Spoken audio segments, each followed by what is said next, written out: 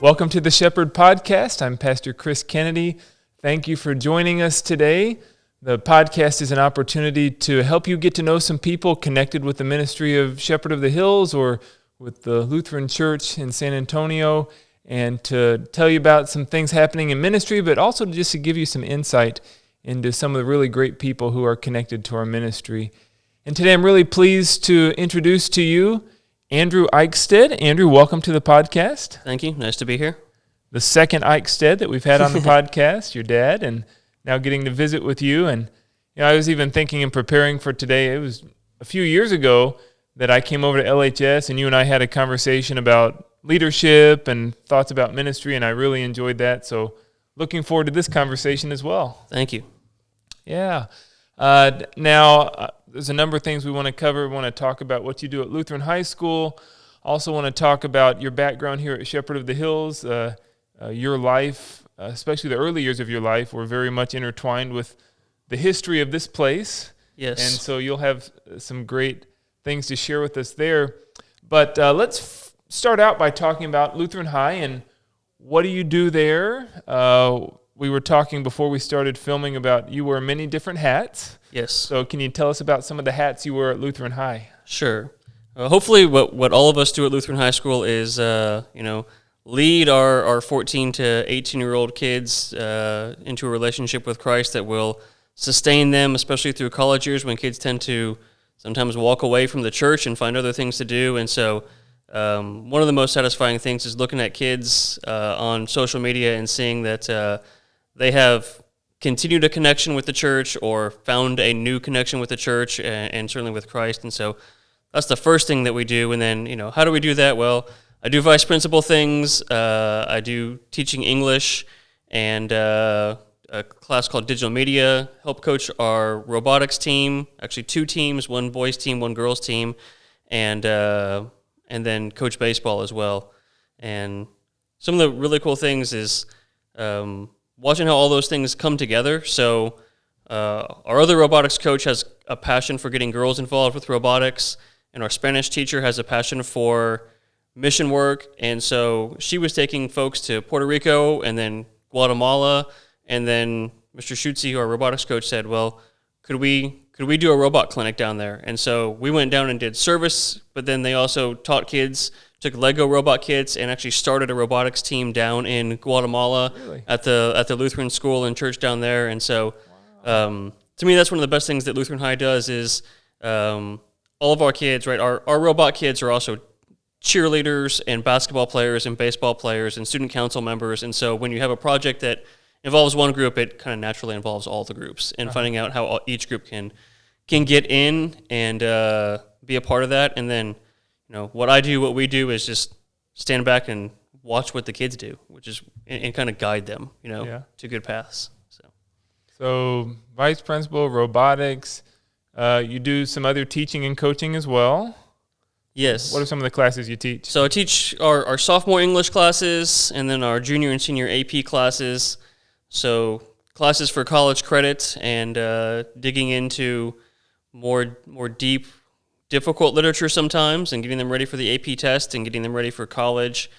And whether they get college credit or not, and our kids usually do pretty well. Like our senior AP group had a 70% pass rate on the AP test last year, which is good. And then especially in a really weird year when the last couple of months when you're supposed to be really ramping up to prepare for the test, we can't see them. Yeah. But getting them ready to the AP people at College Board say that any kid who has taken an AP class, whether they pass the test or not, is 20% more likely to finish college. And so one of the things that we do that's a little different than other schools is we really try and push kids to try and take that class, even if they're not the kid who we know is going to get a 4 or 5 on the test, but just by taking the class and going through that rigorous academic progress, they're more likely not just to get into college, but to finish college, which is, of course, the goal, right? We don't want to get kids just into college, but get them out of it as well. So, right. And then coaching? Yeah, coaching baseball. I've coached football a long, long time ago and won a little bit of basketball, but been coaching baseball for 17 years now, and that's kind of how I got started at Lutheran High. I started helping coached baseball when I was a sophomore in college, and my brother was a senior still at Lutheran High, and just helping out, and been coaching baseball there ever since. For a long time without a field or a very makeshift field, and then about 5 years ago we built our baseball field and been working on it. Now it's a really fun place to play and come watch a game.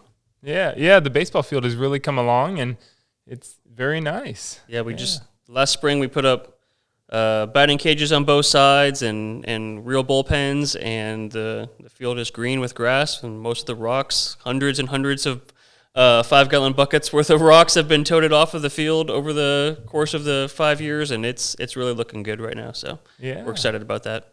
Excellent. Beautiful property there, too. You guys have how many acres? There's 50 acres that we have right now, and it's kind of split. There's a floodplain in the middle, which is how we were able to afford the property almost 20 years ago now, when we moved from Basse to Whitby and then to where we're at now, and stuck right kind of near between Fiesta, Texas and the Palmer course up near Fiesta, Texas way. And it's been a blessing for us to be out there. Yeah. Were you a part of the first graduating class? Second graduating class. Second, okay. So Josh Miller, who I grew up with here at Shepherd, Pastor Dan's son, was class of 99. They were the first graduating class. That's right. And I was part of the second graduating class.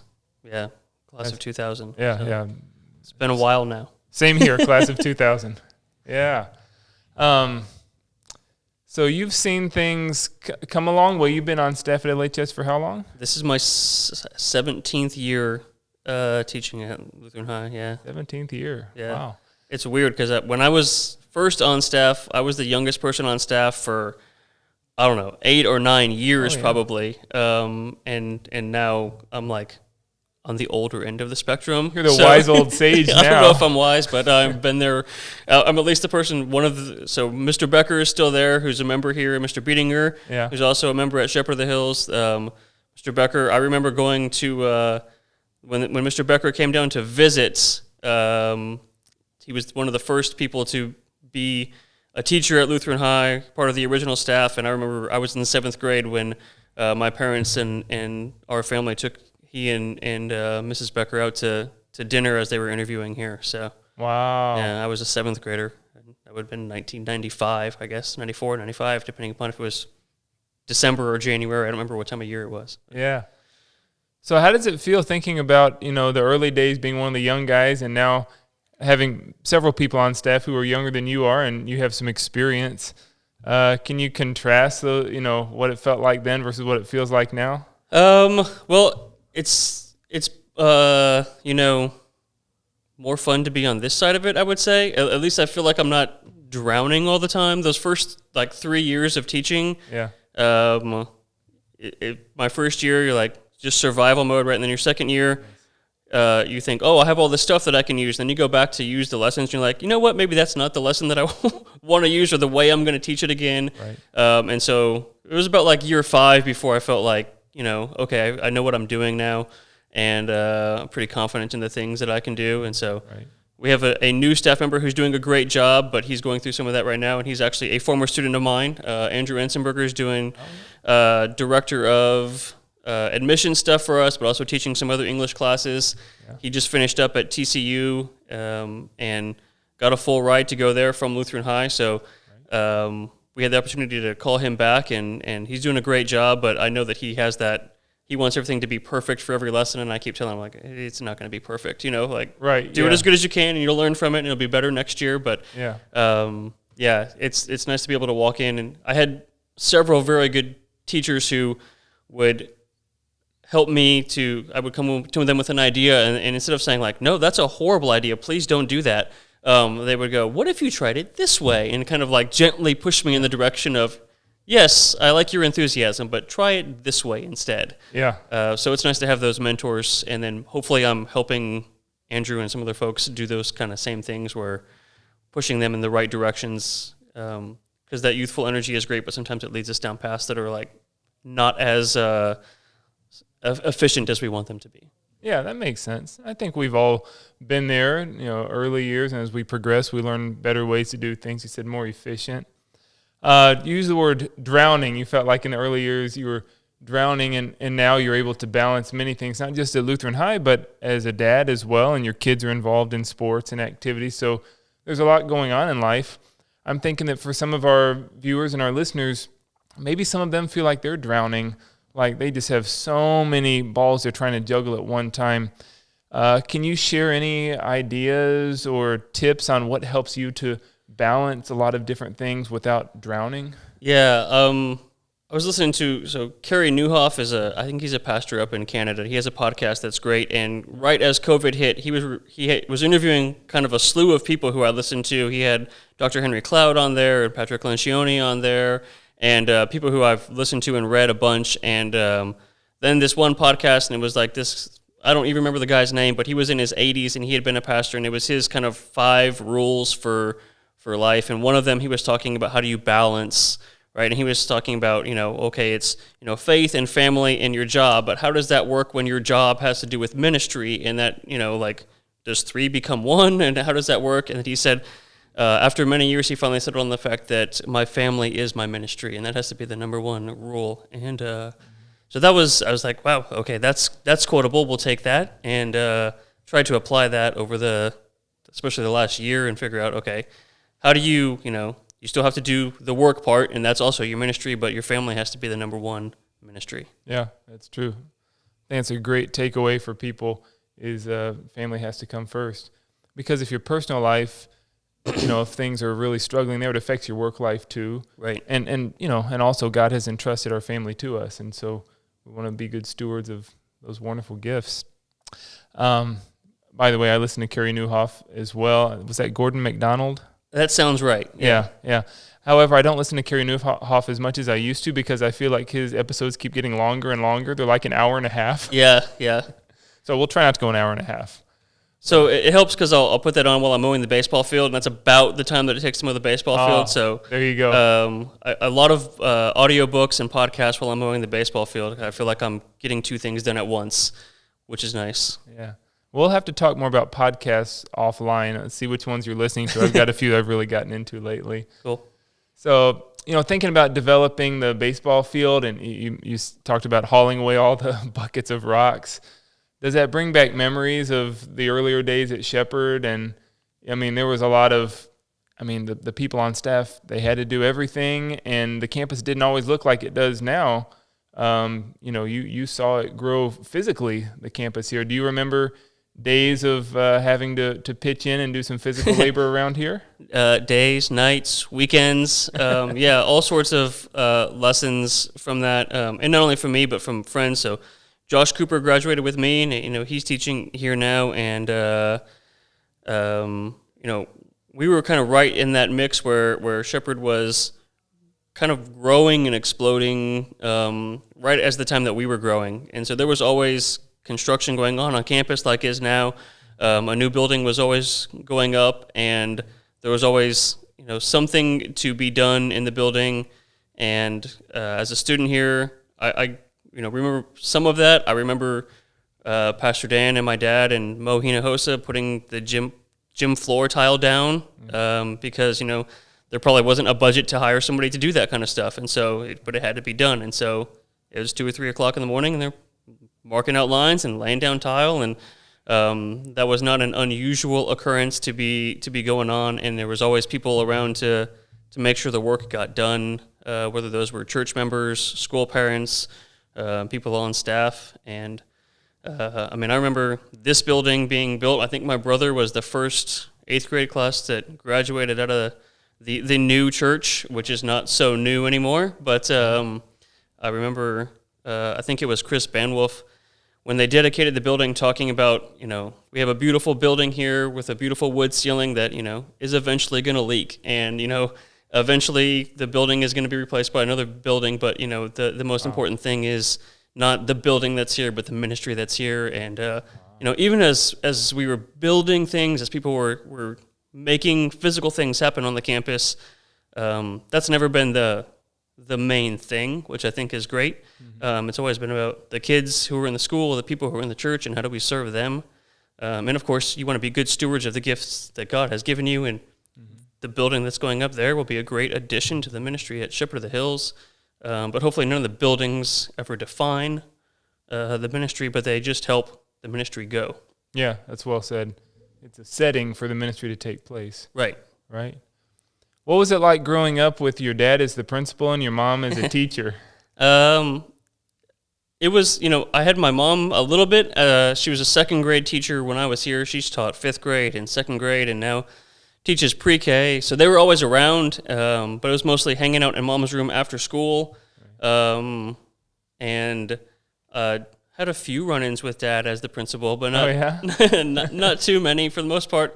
I was mostly a good student and well-behaved. That's just kind of how I was wired. But I had some friends who had lots of interactions with my dad. Yeah.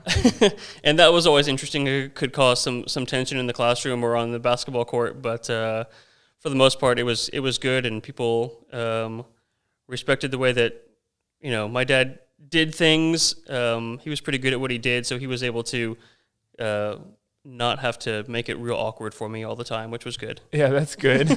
I was wondering, anybody ever get frustrated with an interaction with the principal and take it out on his son? Not to my knowledge. Okay. It may have happened, but luckily, my friends spent a good amount of time at my house and I at theirs, and so they knew my dad as the principal, but also had a very probably non-traditional relationship with him because they were hanging out and throwing footballs in the backyard and things like that, and so he was able to maybe be equal mentor / disciplined person to them. Yeah, and your parents have always been very good about building relationships with people, and they're not, in this other category, but they want to make that personal investment.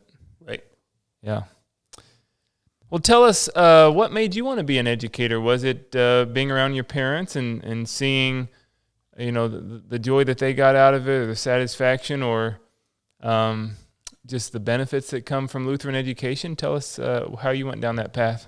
Yeah, I probably have teaching ingrained into me, but very much resisted it till I was probably a sophomore in college.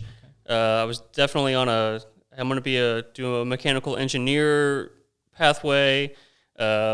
And was doing that in college until I got to Calc 2, and thought, man, I was surviving Calc 2. I got my C, and I was happy with it.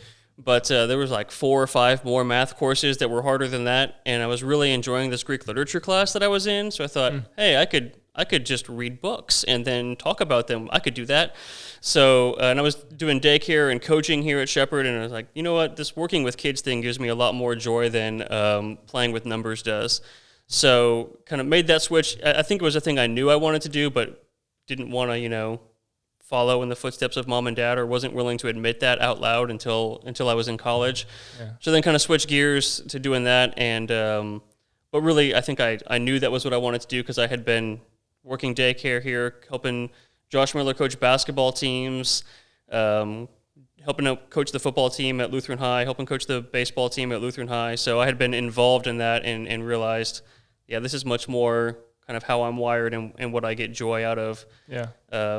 But, watching my mom teach, she's one of the best teachers that I think is around, and is just naturally gifted at it. And so that made a transition to the classroom easier for me, because even though I didn't have a lot of experience going into a classroom, I had watched her and how she interacted with kids, and had many conversations with my dad about how administration works. And so those things were an easier transition because it was just, kind of like the family business.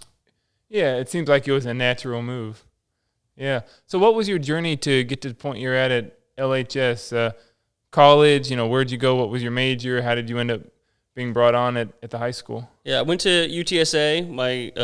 One of my friends from high school, Paul Wilson, was going there, and he was doing mechanical engineering. He was way better at it than I was. He works for Bell Helicopter now and is an aerospace engineer, actually working on the project that's supposed to replace the Osprey, so it's a vertical takeoff helicopter / jet thing that, he's the chief engineer on that project. Wow. So he's done all right for himself. I guess so. So we were going to get an apartment together, and we were going to UTSA together, and then I kind of went this way to English, and he merrily on his way to doing mechanical engineering things. Yeah. And got finished with school at UTSA, and they needed a long-term sub at LHS, and I had been hanging around coaching baseball and doing things, so they knew that, okay, he probably won't break the children. We'll put him in there. And then when the school year was over, I got a call from Mike Miller, who's a longtime member here and was the head of school at Lutheran High for 12 years. He was my principal and baseball coach, and he offered me a job to teach geography and English and coach baseball, and I thought, that sounds great. So just kind of good timing where they needed somebody, and I had just finished college and then taught for a year and then went back and did grad school while I was teaching, so that took a while it took 4 or 5 years to finish up. Got a master's degree from Texas State in educational technology, so undergrad in English and then master's degree in educational technology. And that kind of led to me doing a little bit of both at Lutheran High, manage the user side of the technology, not the back end, making sure the servers are running and things. But if you want to know how to set up a Google Classroom, or I do all of our iPad, our school has 1-to-1 with iPads, which was a real blessing come last March when we had to go virtual. And it's like, okay, well, we already have the devices in place. Yep. Kids know how to use them. We've been doing this for a long time. So that made for a smooth transition for us. And I enjoy the way that technology can help us make education smoother. Absolutely. And I know you're a great asset to Lutheran High in many ways, but particularly being so fluent in technology, and you've been generous enough to share that expertise as Shepherd as well. You mentioned March when everything had to go online, and you were giving tutorials to a lot of us on how to use Zoom effectively. So you've been a great resource. Thank you. Yeah, thank you. Looking back on some of the things we've talked about and just your life story in general, tell us a little bit about your faith. How has your faith helped you in your life? So it's always interesting to me because when you listen to a lot of podcasts, people will talk about I became a believer on this day or at this age, and I don't have that story of, it was this day in this place. It's just always been, a part of my life from the time that I was going to church with a building that doesn't exist anymore, right where that big hole in the ground is right now, to the new building, to working at Lutheran High. It is just been a part of who I am forever. And I would say I think that God probably figured I needed a lot of help because he didn't give me that chance to walk away from the faith. It's always been a really big part of my life, and he's always said you will be in this school where you will be bombarded with the Bible, and you will go to church on Sundays where you will hear the word, and then I'm gonna send you to work at Lutheran High where you're going to, teach this stuff to kids. But I did spend time in a really big public university at UTSA, and that was eye-opening to have conversations, where professors were not only not believers, but I had a professor once tell me, if you quote the Bible in a paper, you will fail this, that paper. Wow. So I tried them on that, and I did fail the paper. Oh, okay. Just to see if they really meant it. Wow. And so that was eye-opening and different. I didn't fail the class, luckily. I kind of, towed the line after that. Yeah. But it was interesting to have someone who's that vehemently against, Christianity, especially in a literature class, because you're the Bible is alluded to in almost all literature. Right. So that was it was interesting, and it was really nice to have that grounding in your faith that I got here at Shepherd, both in church and school, and at Lutheran High. And so that is when I'm teaching, that's one of the biggest things that I think about is, how are we building that base? Yes. So for those kids who are going off to big universities, our kids are going off to A&M and Rice and, UTSA and some of them Abilene Christian and other places where they are going to have a Christian community. But how are we making sure that they have that base so when they have that conversation or they have that professor who's trying to not only just not be in a Christian world but push them out of it, how do they maintain that strong faith? Mm-hmm. Mm-hmm. A wonderful objective. The Holy Spirit works through all those efforts. Yeah. And then, of course, God has put all sorts of people. My parents are wonderful examples. And then, if that wasn't enough, Mike Miller has been a huge influence in my life. Pastor Dan he was always there. We would get to take outdoor educational days sometimes with my dad and Pastor Dan, and Josh Miller and I, and Jonathan, Pastor Dan's older son, and my brother Jacob would go out to a ranch in George West and spend 2 or 3 days hunting out there and doing things. And so those were really formative times as well, just like kind of outside of being in school, but still kind of a part of the the community of believers. Absolutely. Now, going a little further on the personal track, can you tell us about your family? Who's in your family? Sure. So Kylie's an 8th grader. She's my daughter, my oldest child. She's an 8th grader here at Shepherd and has been since she was essentially born. Yep. And Austin the same way. He's a 6th grader. And my wife, Christine, works at Southwest Research. She's a mechanical engineer.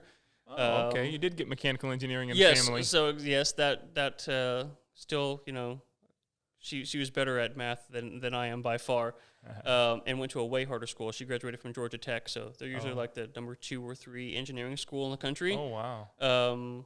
So she's, not only my better half, but the smarter half as well.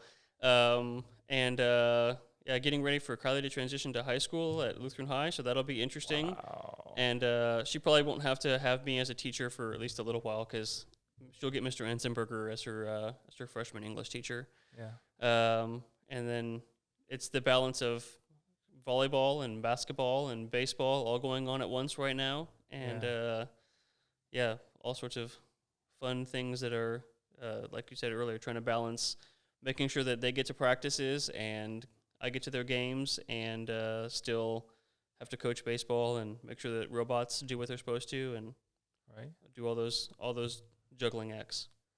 Have you clocked how many miles an hour Austin's fastball is? Well, what Austin says he can throw and what he actually throws are probably not quite the same, but he does well. He played baseball all summer long, and somewhere around 52 or 54, I think, is where he was throwing, but he'll probably say higher than that because he likes to tell stories. And the lefty too. So yes, it is an advantage. Yeah. For whatever reason, it's harder to hit lefties, especially when you're young. Right. He loves all things baseball, and is getting after it, getting ready to start up again with baseball practice next Wednesday, I think. All right. Excellent. Well, finally, what do you do for fun? I know all that's fun. Yes. And I don't know if you have any extra time to do anything fun, but when you do, what do you do for fun? So, love going fishing and being on the water. Austin loves to fish. Carly has developed a new passion for paddleboarding. So, we found a spot on the Blanco River. You couldn't get into Blanco State Park this summer because you had to have reservations like 5 weeks ahead of time because they were taking reduced numbers of people and things. So, but we found a place you could go just north of that, and nice, calm water. So Austin and I could fish, and Kylie could paddleboard up and down. She likes to fish too, but she also likes to just hang out. And so fishing is one thing, and then tinkering with and driving old cars is another thing. I've had a 1956 Chevy pickup truck since I was 16. Oh, cool. And so it's nice on a Saturday morning to pile the kids into that and drive down and to get duck donuts or whatever. And actually, the owner of that store is one of my former baseball player families. So really? It's kind of cool. I saw Nate Newell was one of our baseball players, and he was in there. Nate had one of the best moments in Lutheran High baseball history. We were at a tie game in the bottom of the 7th inning, and he was on third base, and their pitcher had reached his pitch count limit, so they had a right-handed pitcher who was real good. They brought in a left-handed pitcher, which meant that he can't see the guy on third. And so on the first pitch, Nate stole home to win the game. Stole home to win the game. It was a pretty awesome moment. Wow. So, he's going to college in North Carolina now, which I guess is where Duck Donuts is from. But anywho, tooling around in old cars is fun. And we just my grandfather was ready to get rid of one of his Model A's, so his 1931 Model A pickup we just brought back at Christmas. Wow. So that's been our go to the grocery store in the Model A, and that's been lots of fun. That is really cool. Well, this whole interview has been a blast. Thank you for taking some time out of your teaching day to come over here and do this today. Thank you. It's been great talking with you. Thank you so much for watching and listening. I know you got a lot out of this one, and I encourage you to join us next time for the Shepherd Podcast. Until then, the Lord's blessings to you. Stay safe and healthy, and the peace of the Lord be with you today.